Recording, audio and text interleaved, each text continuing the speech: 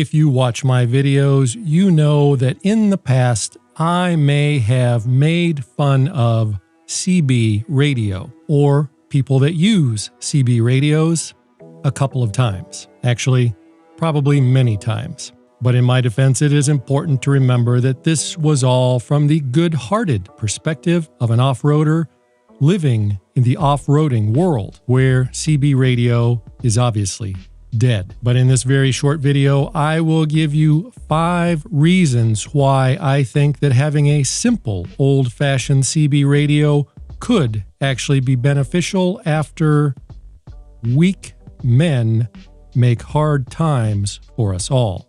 And I will explain why, if you are planning for just such an eventuality, you should at least consider adding a CB radio to your shit hit the fan sack of goodies. And of course, for every item that I mention or make fun of, I will include a affiliate link below so that you can check it out or purchase for yourself.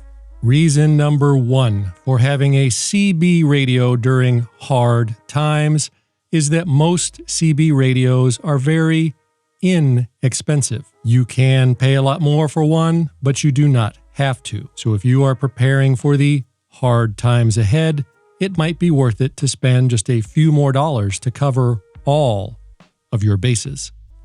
Reason number C to add a CB radio to your shit hit the fan sack is that a lot of people already have CB radios, either inexpensive emergency CB radio kits,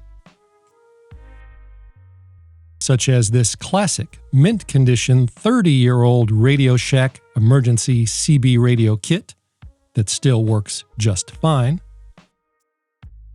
Many people have CB radios in their old truck or 4x4s, and many truckers still use CB radios, as well as rednecks and other social rejects all over the country.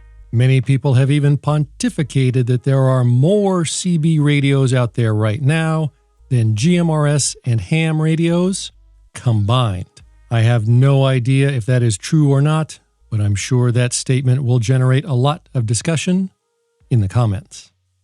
Reason number 4.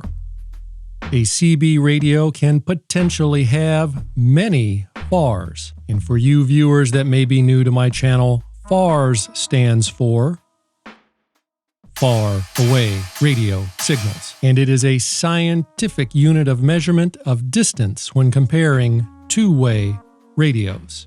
As I was just saying, because of the low frequencies that CB radios operate in, they are potentially capable of long-distance communications under the right conditions. It is not at all uncommon to hear people transmitting on CB radios from thousands of miles away. If you don't believe me, just check out CB Channel 6 after 9 p.m. any night of the week. But what is even more amazing as you learn about how these things work, what is actually incredible to believe when you really think about it, is that the FBI has still not charged a single person from the Epstein client list. So what I am saying is, in hard times, having a CB radio could help you to reach a wider potential audience for help or information than something like a ham radio or GMRS radio, simply because there are so many CB radios out there. And as an added benefit, because so many truckers on the road today still use CB radios, having a CB is a great way to chat with or even meet up with anonymous men driving through town. There are a couple of different types of CB radios to consider. A mobile CB radio, which is designed to be installed in your vehicle. A base station CB, which goes on the reloading table inside of your bunker. And handheld CBs, like this FM CB from Wuxen Ocean, or the aptly named President Randy handheld CB radio from President Electronics. A handheld CB radio like this is not great for transmitting a lot of FARs because of the relatively small antenna and how the wavelengths on CB radio frequencies work. It is all very complicated, but basically, this will not transmit very many FARs with a small antenna like this, but it will let you receive and listen to CBs from many fars away.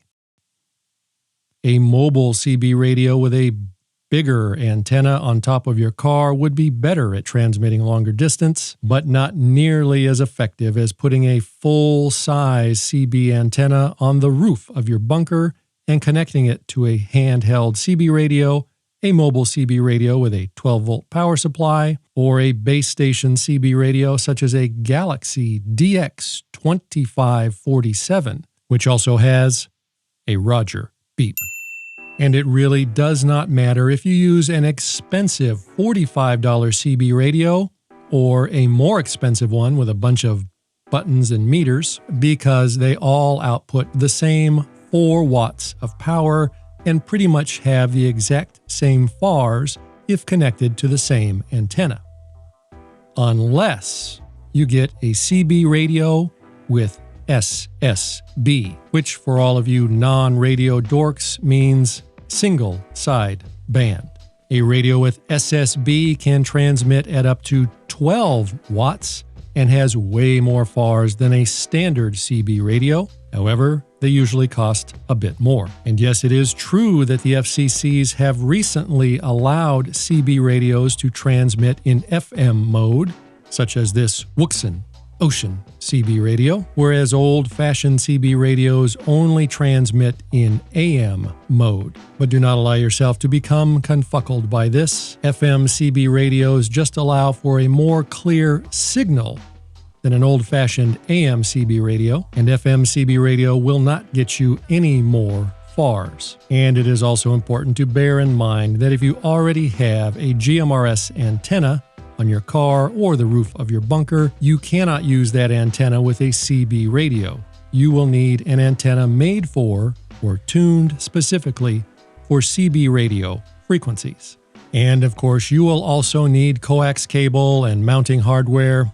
But listen, I am not going to hold your hand through every minute little detail. You'll figure it out.